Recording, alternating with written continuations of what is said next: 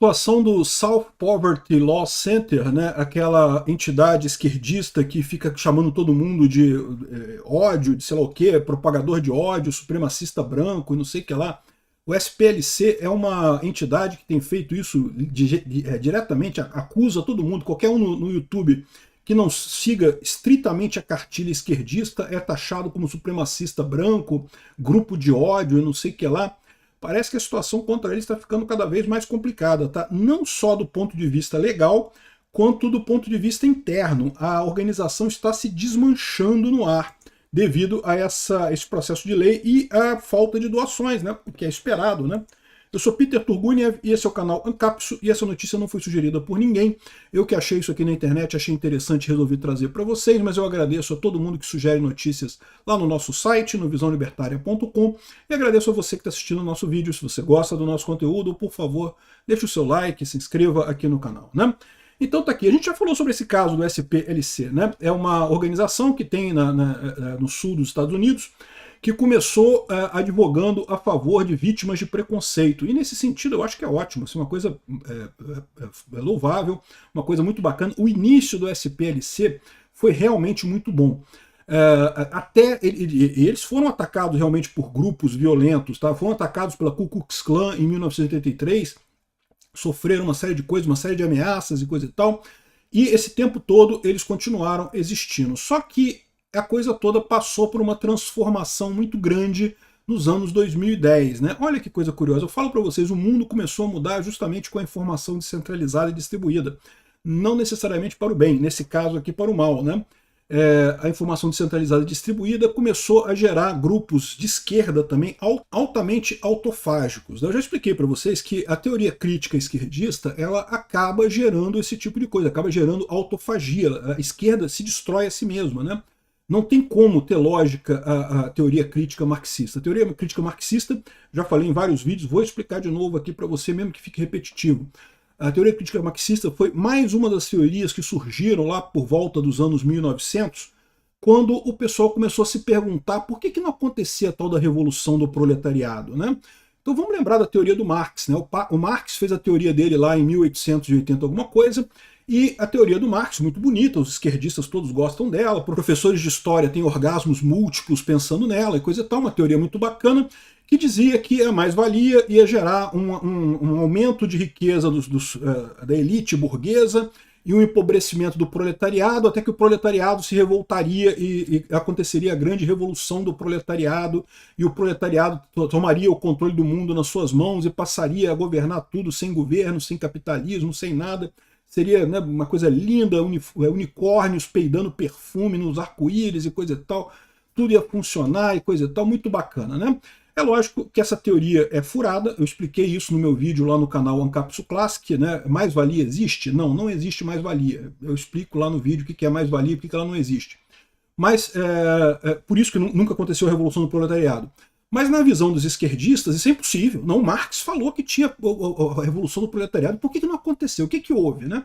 E aí teve uma série de teorias que desviaram disso daí, ou seja, muita gente começou a elaborar teorias sobre por que não aconteceu a Revolução do Proletariado como o Marx esperava. Uma dessas teorias foi justamente a chamada teoria crítica marxista, né?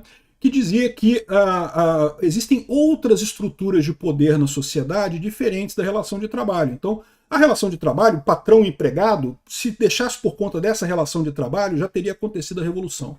Mas tem outras estruturas, tem a igreja, tem a família, tem o clube de futebol, tem, sei lá, os amigos do bairro, tem a escola, tem um monte de outras estruturas dentro da sociedade que impedem esse tipo de coisa. O proletário, ele quer matar o patrão e comer as vísceras do patrão, enforcar os juízes com a tripa do patrão e não sei o que lá. Mas o cara faz parte da igreja e é amigo da igreja e não sei o que lá e coisa e tal. Essa é a visão da coisa. Não estou dizendo que seja certo ou que seja errado, estou dizendo só que essa era a visão do pessoal que elaborou essa teoria crítica, né? Eu esqueci o nome do pessoal, mas tem os nomes desse pessoal que elaborou esse troço todo aí. E aí qual que foi a resposta disso? A resposta disso é que a ideia é que para acontecer a Revolução do Proletariado, a gente tem então que forçar que a sociedade entre em conflito, a gente tem que destruir essas estruturas que tem na sociedade para que finalmente os proletários se revoltem contra os burgueses e aconteça a tão sonhada revolução do proletariado, né? E daí, né, fizeram isso. E aí que surgiu toda a base. Não, veja, não do feminismo original. Tá? O feminismo original ele é calcado na igualdade. A igualdade é um sentimento perfeito. Só que, uma vez que as mulheres e homens têm as mesmas leis agora, não tem mais nenhuma distinção entre elas, não há sentido de continuar um movimento querendo mais direitos para as mulheres do que os homens têm. Isso não faz sentido, né? Mas é exatamente aí que entra a teoria crítica. O pessoal começa a dizer que não, tudo é culpa do patriarcado, a culpa é do homem, a mulher sofre por causa do homem, não sei o que ela... A ideia da teoria crítica é justamente que gere brigas entre essas estruturas. Temos que quebrar a família, temos que quebrar a igreja, temos que quebrar o time de futebol, temos que quebrar tudo. Aí vai ter a gloriosa revolução do proletariado. O problema dessa história toda é que a esquerda é uma estrutura organizada também. E como todas as estruturas organizadas, ela tende a ser alvo desse mesmo problema. Foi exatamente o que aconteceu no SPLC aqui, ó. O fundador do SPLC é um cara chamado Morris D. Morris D, ele foi um advogado que criou, né, esse centro lá atrás, lá em 1970 e pouco, para justamente ajudar vítimas de racismo e não sei o quê. E a organização cresceu e coisa e tal. Acabou que em 2019 ele foi demitido, porque disseram que havia má conduta sexual e discriminação racial, que ele estava fazendo discriminação racial e assédio sexual contra pessoas dentro do SPLC. Eu falo para vocês, é autofágico, se destrói a si mesmo, você não precisa se preocupar com essa coisa. A esquerda, essa esquerda identitária de gêneros, a gente não precisa se preocupar com isso, deixa para lá. Eles vão se destruir sozinhos, não precisa fazer nada. E com o pessoal todo preocupado, e não, que não podemos ensinar isso nas escolas, que tem que fazer. Cara, esquece, você não vai fazer isso. Se autodestrói sozinho, não precisa fazer nada, né? É exatamente o que aconteceu aqui. Repara, enquanto o SPLC lutava contra o racismo, e havia realmente racismo muito forte, racismo legal nos Estados Unidos, né? Estados em que você tinha leis que discriminavam negros, né? Isso é um absurdo completamente. A coisa funcionou. Quando chegou nos anos 2010, já não começou a funcionar mais. Aliás, o problema todo foi quando aí o outro sócio saiu e entrou a chefe de Estado da Michelle Obama, que passou a dirigir o SPLC, né? E aí ela enfrentou um problema muito grande, que foi falta de dinheiro.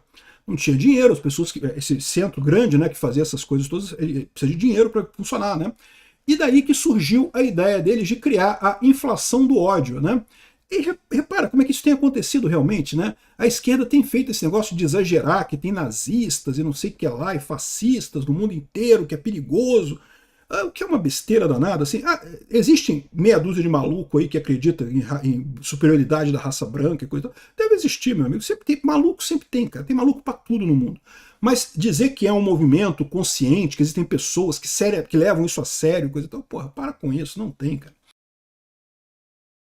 Aqui, ó, o South Poverty Law Center, ele levanta dinheiro se apresentando como alguém que combate o ódio e tenta usar esse medo do ódio para atrair mais doações, né? E algum tempo atrás já identificaram que ele estava pagando pessoas para fazerem manifestações de ódio por conta, né, de atrair a atenção da mídia. O caso de Charlottesville foi o mais conhecido, né? Descobriu-se que aquilo ali foi pago pelo SPFL, porque eles queriam, desculpa, SPLC, porque eles queriam justamente que aparecesse na televisão, né, racistas brigando, não sei o que lá, aquelas bandeirinhas confederadas e coisa e tal, e criaram um caos para quê? Para atrair mais doações, e conseguiram, funcionou muito bem. Só que aí eles começaram a perceber que isso dura um tempo, mas você precisa ter mais, precisa continuar tendo esses escândalos, né? Então eles entraram nessa estratégia de inflação do ódio, aumentar o ódio, né? A primeira coisa que eles fizeram foi diminuir o threshold para considerar um grupo de ódio, né? Então, por exemplo, eles começaram a pegar até alguns pequenos fazendeiros no sul dos Estados Unidos e lojinhas em algumas cidades americanas, em que a pessoa ainda é confederada com orgulho, ainda é a favor da escravidão e não sei o que lá. Como eu disse pra vocês, maluco sempre tem, cara. Sempre tem uns malucos. Mas não é nada, é só um cara lá que é tratado até como uma piada da cidade, o pessoal acha engraçado, o cara lá com a bandeira confederada, o velhinho lá vendendo as coisas. A pessoa nem leva a sério isso. Então, começaram a marcar esse pessoal como grupos de ódio. Porque grupo de ódio é um maluco pensando coisa errada lá, deixa o maluco quieto lá no canto dele, pô, não tá fazendo... Enquanto ele não parte para ação, isso é um ponto importante, tá? Ter ideia maluca é direito de todo mundo pode ter ideia maluca. Agora, partir para ação é outra história diferente. Aí eles começaram a botar depois o pessoal que era mais mainstream, né? O pessoal da direita, que não concordava com eles, mas que né, tinham que crescer o ódio, tinham que inventar que tinha muita coisa de ódio, né? E agora o que a gente tem a informação aqui ó, é que eles estavam pagando um monte de gente para criar esses movimentos todos, né? Aqui, ó, se os americanos estão buscando, se os americanos perceberam que a Ku Klux Klan basicamente não existe mais, e de novo, se você procurar um maluco, vai ter um maluco que diz, ah, não, faço parte da Ku Klux Klan, sempre tem um maluco, cara, mas não é uma coisa séria, não é uma coisa que faça diferença, né? Por que não dizer e não pagar ele para ser mais membros do clã e não sei o que lá, né? E eles fizeram isso, eles deram dinheiro para um monte de coisa. A gente já tinha falado sobre isso, tá? Sobre esse negócio de eles darem dinheiro para esses radicais para tentar fazer com que eles pareçam muito maiores do que são, né? Mas agora saiu o indiciamento deles aqui na justiça americana e, cara, a situação é impressionante, tá? Eles têm um monte de coisa, eles contrataram ônibus para levar radicais para alguns desses comícios, aí, algumas dessas demonstrações racistas, né, ou odientas, segundo eles, aumentaram. Haviam chapters, né, grupos, né? Essas organizações elas têm uma liderança central e tem o que eles chamam de capítulos, né, que são os grupos, né, separados, né? E cada capítulo tem a sua organização interna. E eles têm capítulos inteiros que são bancados pela SPLC, porque os caras não têm dinheiro, eles dão dinheiro para eles, para manter essa coisa toda, né?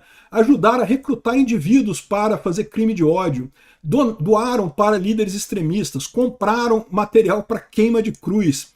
O Ku Klux Klan, para quem não sabe, uma das coisas que eles faziam é queimar cruzes, né? Enfim. Criou um monte de parafernália racista e coisa e tal. Ou seja, as informações que tem aqui são bastante críticas, a ponto do pessoal estar achando que justamente... Aqui, ó, bom, eles estão botando a culpa no Trump, né? O SPLC sobreviveu a bombas e ameaças de morte lá na década de 70, quando isso realmente era uma coisa relevante. Ele vai sobreviver a Trump 2.0? Não, a pergunta deveria ser, ele vai sobreviver à incompetência da chefe do gabinete da Michelle Obama? Big Mike deu errado, cara, a coisa não ficou bem para eles lá não. Tentaram essa saída toda que ficou evidente, e essa ação é uma ação bem fundamentada, e mais do que isso, como eu falei, internamente eles estão totalmente destruídos, tá? Tá muita confusão e o dinheiro não está entrando, porque depois que saiu esse processo aqui, o pessoal fica até com receio de doar. Pô, peraí, eu estou doando dinheiro para acabar com grupos de ódio, isso está sendo usado para financiar grupos de ódio? Que negócio é esse, né? Ou seja, a gente pode ver de fato o SPLC acabando. Olha que coisa linda, é uma coisa muito positiva. Obrigado por assistir nosso vídeo até o final. Tem alguns links para você nos ajudar aí na tela e também na descrição desse vídeo. Contribua com o nosso projeto.